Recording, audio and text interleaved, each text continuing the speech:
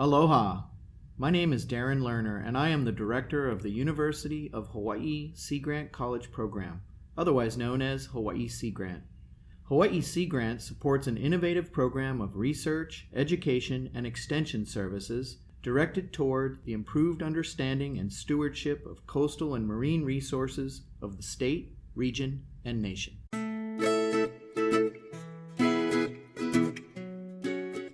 This is Hawaii Sea Grant podcast number 13, Waialua Wastewater.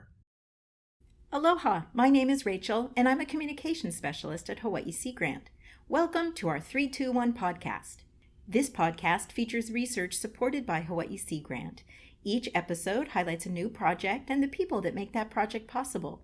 I'll ask these researchers to define 3 words commonly used in their research, give them 2 minutes to explain how their research benefits communities here in Hawaii, and end by asking them to provide one thing they know about each other than their research. So, 3 words, 2 minutes, and 1 thing. It's a 321 podcast.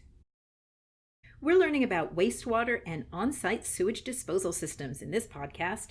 Here to share their research under UH Professor Craig Glenn of the Department of Earth Sciences are graduate fellows Jordan Mason and Lucas Ellison. Let's start by introducing yourselves. Hi, I'm Jordan, and I'm a graduate fellow and master's student in the Earth Sciences Department. And I'm Lucas, and I'm a graduate fellow and PhD student in the Earth Sciences Department.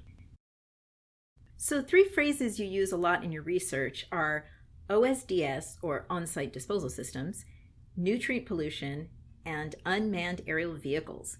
Can you explain what these words mean? So OSDS, or on-site sewage disposal systems, are any septic tank, cesspool, or basically sewage system that is not connected to the municipal sewer system. It's off the grid. It's usually either a pit in the ground, a metal box in the ground, and it's where the sewage goes in these houses that aren't connected to the sewer system.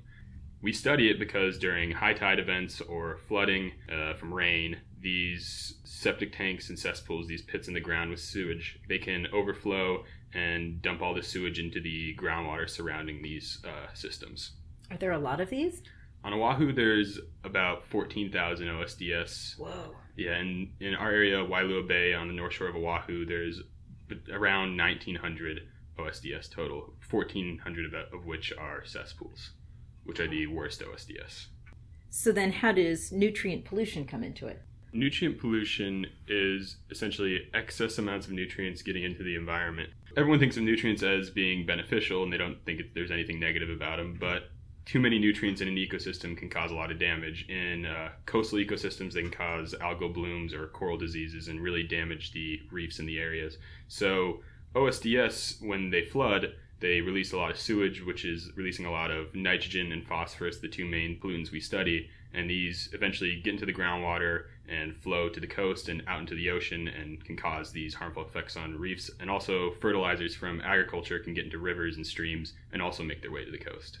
All right, so how do unmanned aerial vehicles work in? So we use unmanned aerial vehicles in our project. They're also called UAVs, and then most people know them as drones. And so we use our drones connected with a thermal camera to fly over the coastline, and we identify areas of cold water versus hot water. So the cold water in theory would be groundwater because it's insulated and not being hit by the sun all day, whereas the surrounding ocean water would be warmer. So when we use our drone and we look at the imagery afterwards, the colder spots are what we can assume is groundwater, and then we can sample from those locations and hopefully find out actually how much contamination or pollution is entering into the coastal ecosystem.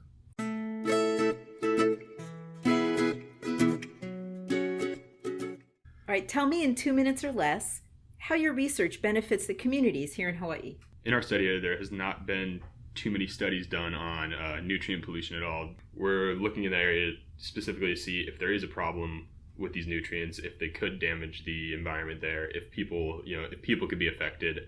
By the year 2050, everyone's going to have to replace their cesspools with septic tanks to hopefully prevent nutrient pollution from these disposal systems as much as the cesspools can. But for now, that's several decades away, and we need to know how bad these nutrients levels can be in the coast, and if that would damage the reef in the area and cause algal blooms that may make swimming unpleasant or may make the area overall less aesthetically pleasing. And so the communities there would benefit mostly just from finding out if things need to change upstream of this coast.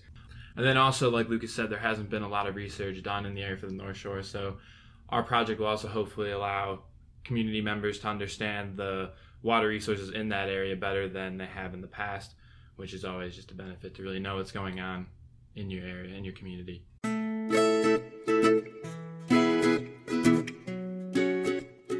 Well, that's a wrap. But before we go, we want to ask you, what's one thing, Jordan, that you know about Lucas other than his research?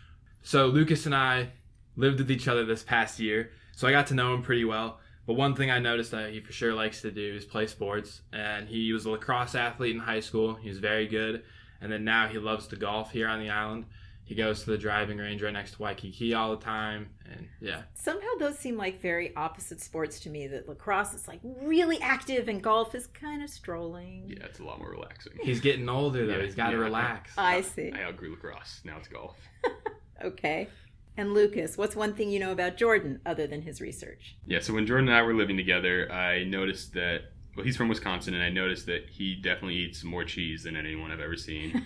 It was a couple pounds a month at least. Whoa, that's a lot of cheese. It's not that much. It was so much cheese. I probably cut back from my Wisconsin days. Well, stay tuned for our next podcast, and mahalo for listening. Aloha. Aloha. Aloha.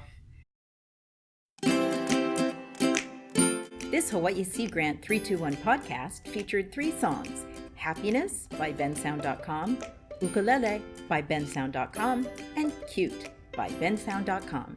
Find them on iTunes and bensound.com.